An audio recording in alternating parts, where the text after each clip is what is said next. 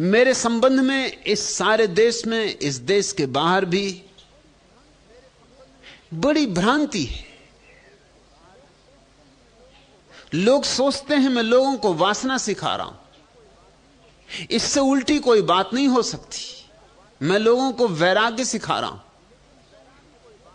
लेकिन वैराग्य फलता ही तब है जब लोग वासना से परिचित हो जाते, नहीं तो वैराग्य फलता ही नहीं।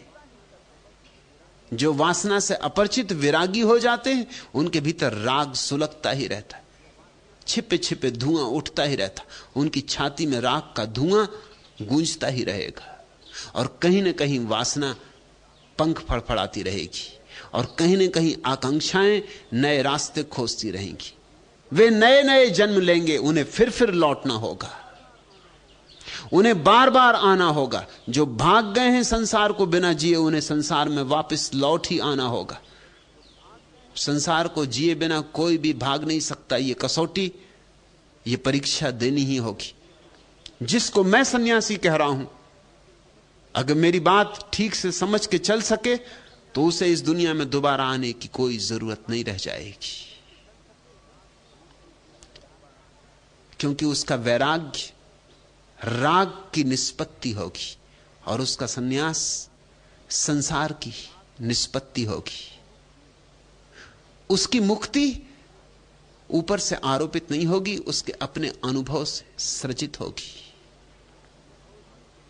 उसका अनुभव ही उसे इतना परिपक्व करेगा, उसकी पीड़ाएं जीवन की ही उसे जगाएंगी।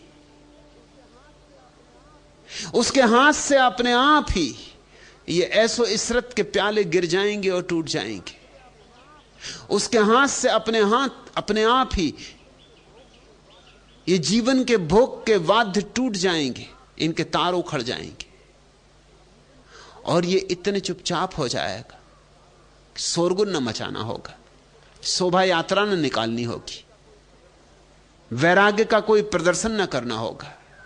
ये ऐसे चुप चुप हो जाएगा, गुपचुप हो जाएगा, भीतर भीतर हो जाएगा, पर दोबारा आने की फिर कोई जरूरत न रह जाएगी। मैं तुम्हें एक सन्यास दे रहा हूं जो संसार के बाहर होने के लिए सर्वाधिक शक्तिशाली उपाय है,